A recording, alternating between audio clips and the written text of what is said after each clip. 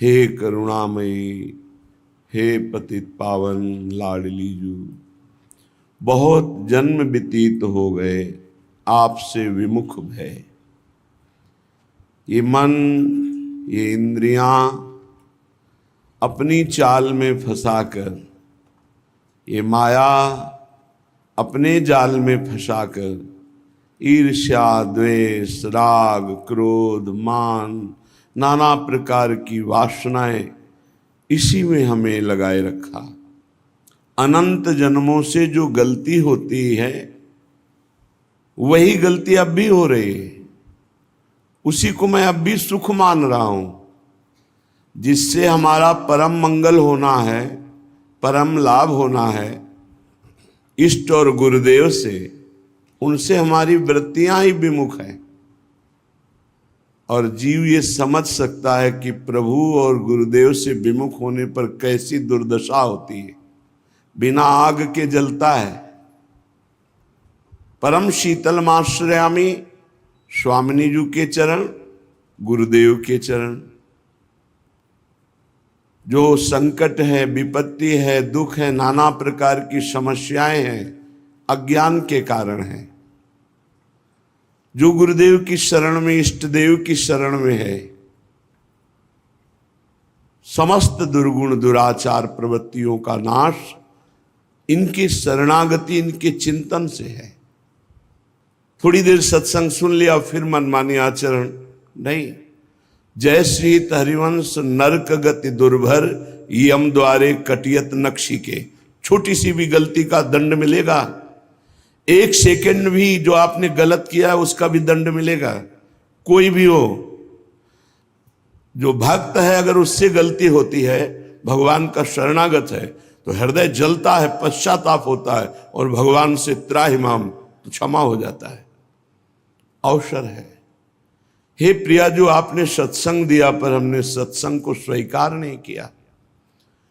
पूरा सत्संग सुना, इसके बाद शब्द क्या स्वीकार किया? कुछ नहीं। तो मिला क्या? जितनी देर सत्संग में बैठे वो समय तो सार्थक गया, लेकिन वचन ना मानने के कारण सत्संग का जो लाभ मिलना चाहिए वो नहीं मिला।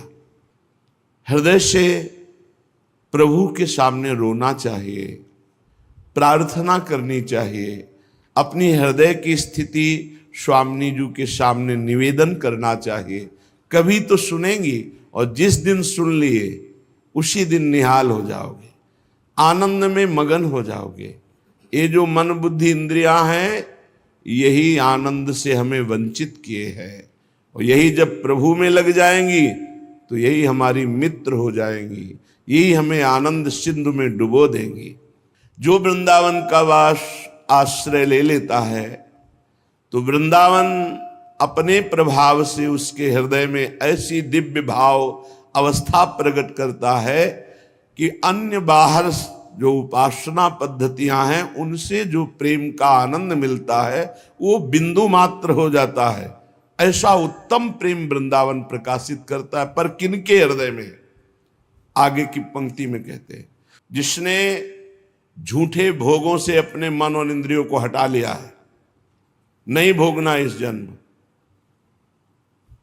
देखो, हमारे हरि गुरु इतने कृपालु, हम जो चाहेंगे वो हमें देना प्रारंभ कर देंगे।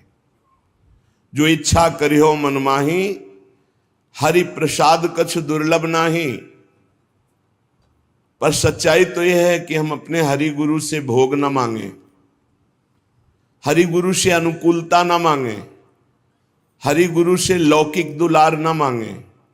हम मांगे कि आप हमें डांट लगाओ, आप हमें वो प्रतिकूलता तिरस्कार दो जिससे भगवत प्राप्ति होती है, जिससे संसार का राग नष्ट होकर, शरीर का राग नष्ट होकर रात दिन भजन करके भगवत प्रेम प्राप्त होता है। हमको वो तिरस्कार, वो अपमान, वो प्रतिकूलता मिले, हमको वो अनुकूलता न मिले जिससे हम प्रभु को भूल जाएं।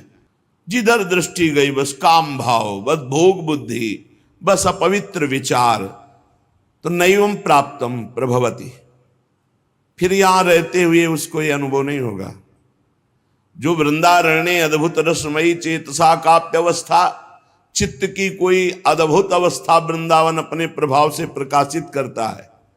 यदि आप वृंदावन के आश्रित हैं, वृंदावन आए हैं, वृंदावन की भक्ति करते हैं, वृंदावन का अखंड वास करते हैं, आपके अंदर प्रिया प्रीतम का प्रेम प्रकट नहीं हो रहा तो देख लो, कोई न कोई आप ऐसी बात करते हैं जो यहां नहीं करनी चाहिए। जो राधा नाम का निरंतर रटन करता है तो राधा नाम प्रभाव क्या प्रकट करता है? द्वैतम प्रोंजन मधुर मधुरानंत कांति प्रवाहई शेषम सम्मूर्छयद जगत दिव्य रूपांग भंगई। राधा राधा, तो इस द्वैत प्रपंच का नाश हो जाएगा तुम्हारी दृष्टि से। देखो, जब निर्मल चश्मा चढ़ता है तभी असली वस्तु दिखाई देती है। अगर कोई और रंग चढ़ा है तो वस्तु असली नहीं दिखाई देगी। हरा चढ़ा तो हरा दिखाई देगी, लाल तो लाल, काला तो काला। अगर एकदम निर्मल श्वेत तो जैसा है वैसा दिखाई देगा। तो त्रिगुण का चश्मा चढ़ा है इसलिए हमें सच्चिदानंद तत्व नहीं दिखाई दे रहा है। महाप्रभु हरिवंश चंद्र कह रहे, सर्वान वस्तुतया निरीक्ष परम स्वाराध्य बुद्धिर्मम, मेरे ही आराध्य देव सब रूपों में विराजमान है। ये कहां दिखाई दे रहा है? यही दिखाई देना, वास्तविक दिखाई देना, ये सिद्धावस्था है। और जब तक साधक इसका चिंतन नहीं करता, विचार नहीं करता, तब तक साधन ही नहीं बन सकता। सब साधनाओं का पहला फल है सर्वत्र भगवत बुद्धि होना। जैसे गोस्वामी जी की जड़ चेतन जग जीव जत सकल राम मैं जानी, बंदो सबके पद कमल सदा जोरी जुग पानी। जड़ चैतन्य जितना कुछ सब राम जी हैं। गोस्वामी तुलसीदास जी देख रहे हैं, ये कह रहे हैं मैं केवल मानकर नहीं कर रहा, जानकर मुझे दिखाई दे रहा है। ये बात कैसे समझ में आएगी? कैसे हम जानेंगे कि श्री भगवान सब रूपों में हैं? भगवान कृपा करते हैं और ये ज्ञान भगवान देते हैं। सोई जानई जिह देहु जनाई, जानत तुम्हें तुम्हें हो जाए। इसीलिए भगवान ने गीता जी में अर्जुन जी को कहा, ये गुह्यतम ही नहीं, सर्व गुह्यतम बात मैं बता रहा हूं। गुह्यतम माने बड़ी गूढ़ रहस्य में जिसे कोई नहीं जानता। सर्व गुह्यतम बात कहे क्या? सर्वधर्मान परित्यज्य मामेकम शरणम ब्रज। बस ये आम तो हम सर्वपापेभ्यो मोक्षयिष्यामि मा शुचा। प्रेमी जन इस अर्धाली को नहीं देखते। मेरे सारे पाप नष्ट हो जाएंगे, मैं तुम्हें सब कुछ पवित्र कर दूंगा, तुम चिंता ना करो, ये सब बातें। प्रेमी जन इस बात को देखते कि भगवान ने कहा सर्वगुहितम बात है, सर्वधर्मान परित्यज्य मामेकम शरणम ब्रज। शरणागति की सूक्ष्म बात भगवान ने कही। बहुत से धर्म हैं जिनमें लोग फंसे रहते हैं। पति धर्म, पत्नी धर्म, पुत्र धर्म, गृहस्थ धर्म, कुल धर्म, ना जाने कितने धर्म।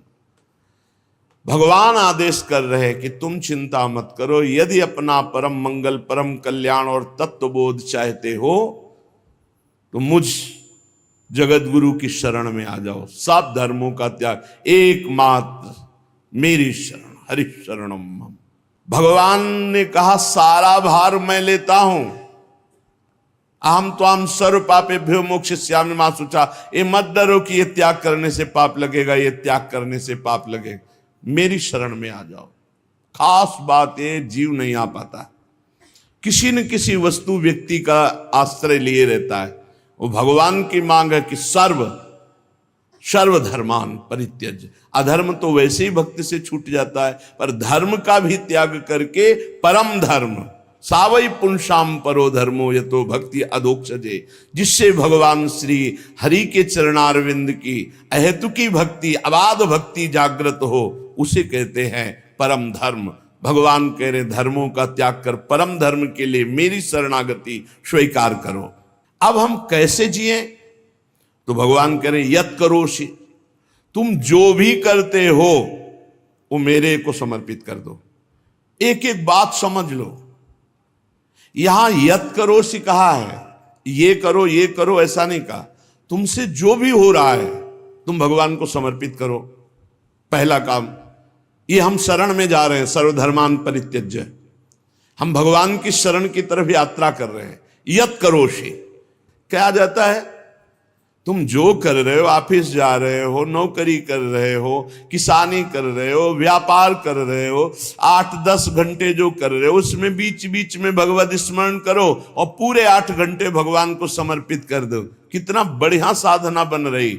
और जब भगवान को समर्पित करने की बात रहेगी तो स्मृति रहेगी भगवान की। यत करोषि, तो क्या उसमें पापाचरण भी होता है क्या?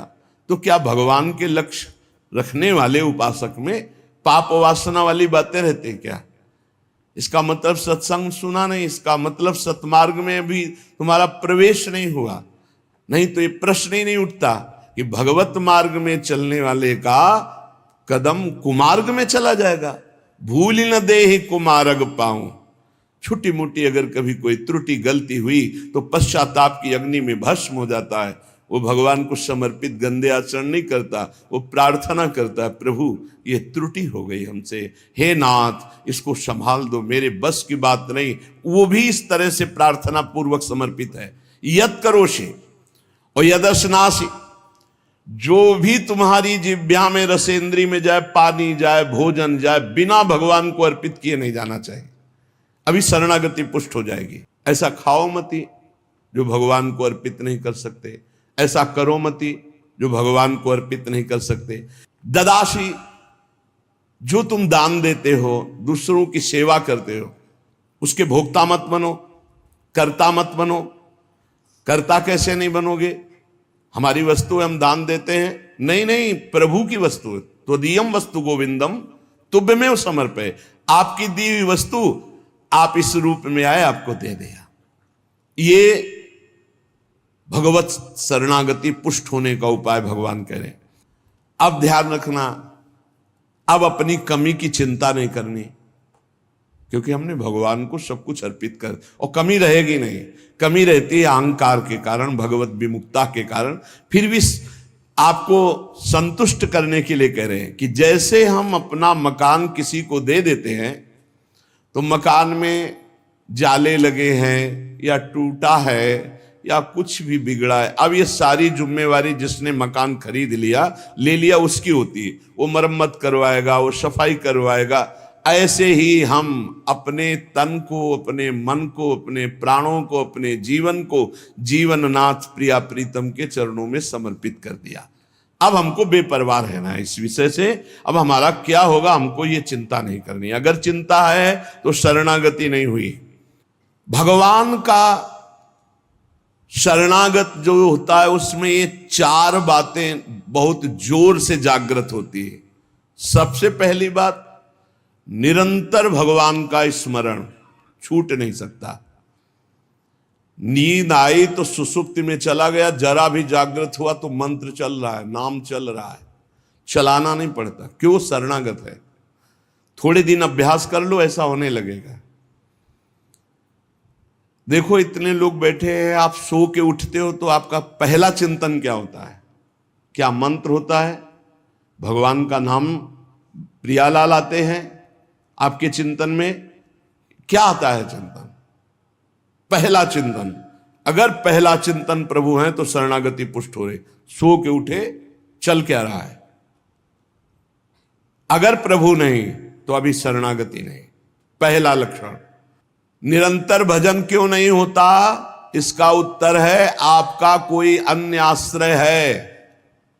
कोई है व्यक्ति, वस्तु, स्थान, पदार्थ, पद, कुछ है जिसको तुम भजन से भी अधिक मानते हो, प्रभु से भी अधिक मानते हो, इसीलिए आपका भजन नहीं होता। जो सर्वतोभावेन शरणागत है, भजन करना नहीं पड़ता, भजन होता है। चलना प्रदक्षिणा होती, बोलना स्तोत्र होता है, सोना समाधि होती है, भोजन पाना यज्ञ होती है, हर चेष्टा उनकी भजन होती है। दूसरा, अपने प्रभु से कुछ ना चाहें, यहां तक कि मोक्ष भी ना चाहें। क्यों चाहें? क्या आप जानते नहीं हो कि क्या करना है? सर्वज्ञ हो, जब जो चाहे करो, हम राजी हैं। तीसरा, प्रभु के हर विधान में आनंदित होना। प्रभु के हर विधान में आनंदित कौन होता है? शरणागत। नहीं तो विधान की जांच होती है, अनुकूल है कि प्रतिकूल। प्रतिकूल है तो नो नो नो। ये जो कच्चाई होती है शरणागति में, वो भरभरा जाता है, शोकित हो जाता है, इधर उधर डगमगा के आश्रय लेने लगता है। हर विधान उनका मंगलमय। चौथा, भगवान के किसी भी विधान में विरोध भाव ना करना। भगवान के प्रत्येक विधान में आनंदित रहना, भगवान के किसी भी विधान में विरोध न करना। जो किया अच्छा हो रहा है, नहीं बहुत हाहाकार मचने वाला ऐसा नहीं, जो प्रभु का विधान है वो मंगलमय है, सब मंगलमय है। चार बातें शरणागति में आती, निरंतर भजन, किसी भी तरह की भगवान से कोई शर्त चाह नहीं, उनके हर विधान में आनंदित रहना, भगवान के विधान को प्रतिकूल मान करके विरोध भाव नाना, विपरीत भावना नाना, त्वाम प्रपन्नम। भगवान का सर्व समर्पण भाव ही सब दिव्यताएं जागृत करता है। भगवान के प्रति जितना समर्पित होते जाओगे उतने दिव्य ज्ञान होता चला जाएगा, और जो चीजें आपकी दुर्गति कराने वाली वो सब भस्म होती चली जाएंगी। जब कुछ नष्ट होने लगे तो क्षोभ मत करना, वो नष्ट जरूरी था होना, ये बात दिमाग में बैठा लो।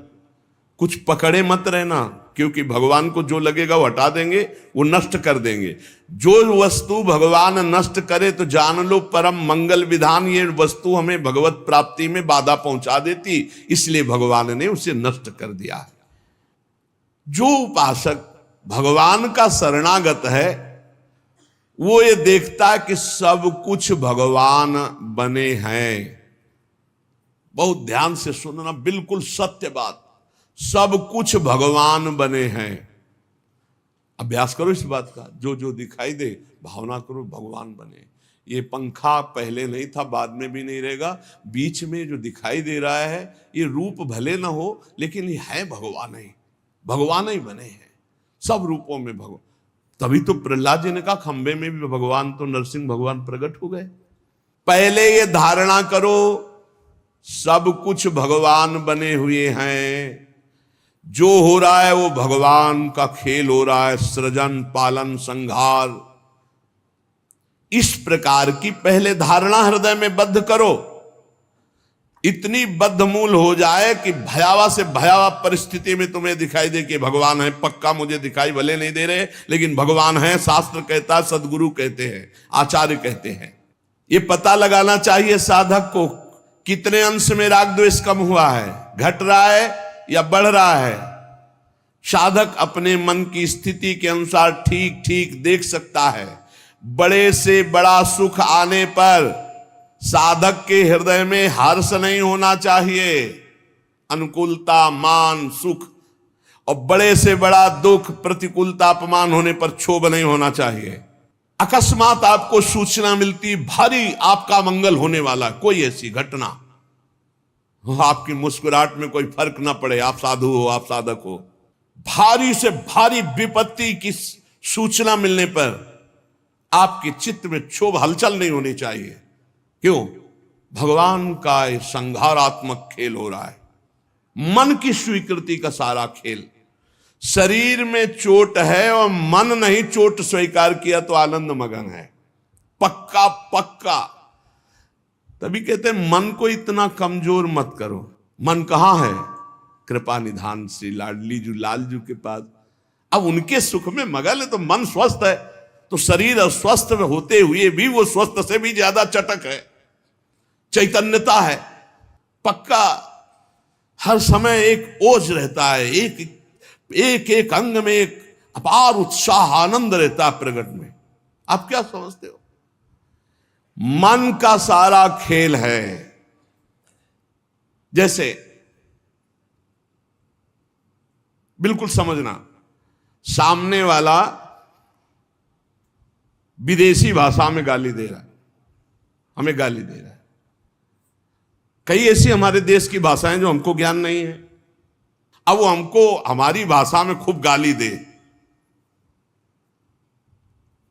हमारी भाषा में, तो हमारा मन स्वीकार करेगा ये गाली दे रहा है, लेकिन अपनी भाषा में गाली दे हमको, हमें पता नहीं क्या कर रहा है। गाली दे रहा है यद्यपि, पर मन स्वीकार नहीं कर रहा, क्योंकि जान ही नहीं रहा गाली दे रहा, तो कोई परेशानी नहीं है। परेशानी स्वीकृति से, जहां हमारी भाषा में गाली दी, हमारे समझ में आया इसे गाली कहते हैं, बस वो हमारे मन दुखी हो गया, ये हमें गाली दे रहा है। सारा खेल मन की स्वीकृति का है। अतएव अस्वीकार करना ही दुख से बचना है। अस्वीकृति, संसार के मान की, अपमान की, निंदा की, स्तुति की अस्वीकृति। कैसे? जिसके पास जो चीज है वो देता है, हमारा मन आया लिया, हमारा मन आया नहीं लिया। हम प्रभु को जब समर्पित हैं, बहुत ध्यान देने, तो प्रभु कैसा बर्ताव करवा रहे हैं वो बरतें जैसा चाहे। हमें बड़ी मस्ती का विषय है ये बाबागिरी। भगवत मार्ग चाहे गृहस्थी में, चाहे बड़ी मस्ती का विषय है। हम भगवान के भक्त होकर के भगवान के आनंद की आशिकी में, और हमको मान अपमान, लाभ हानि, चिंता सुख, इसका मतलब है अभी रंग नहीं चढ़ा। अतएव हमको भगवान के हर विधान में राजी रहना है। जब हम किसी को देखते हैं कि ये बड़ा राक्षस है, तो हमारे दिमाग में पहले राक्षस आता है, हमारे दिमाग में धारणा बनती है, तब हम उसको देखते हैं राक्षस।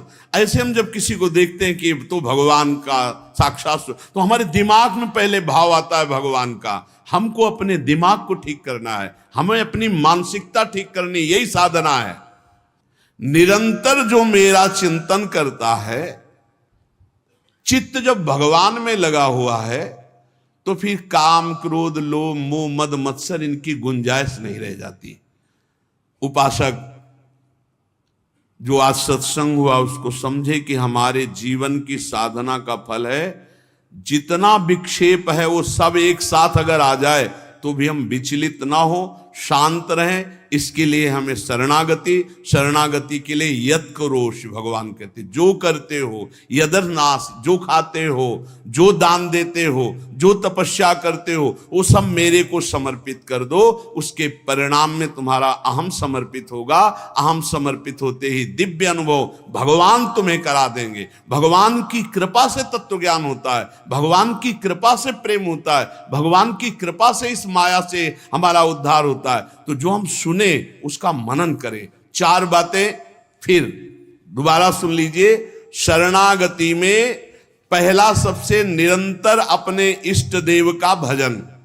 दूसरा, हम अपने इष्ट देव से कोई शर्त न रखें, कोई चाह न। तीसरा, इष्ट देव के द्वारा किए हुए हर विधान में हम आनंदित रहें। चौथा, भगवान के किसी भी विधान में प्रतिकूलता का विपरीत भाव करके हम अन्य आश्रय न लें, किसी से शिकवा शिकायत न करें, चुपचाप सह जाए। भगवत प्राप्ति निश्चित है। शरणागति ही पूर्ण भगवत प्राप्ति है। इसी से साफ बोध हो जाता है। शेष चर्चा आगे। श्री राधा वल्लभ लाल की जय। परम पूज्य गुरुदेव श्री प्रेमानंद महाराज जी ने इस वीडियो के माध्यम से आपको सत्संग की सबसे गुप्त बात बताई।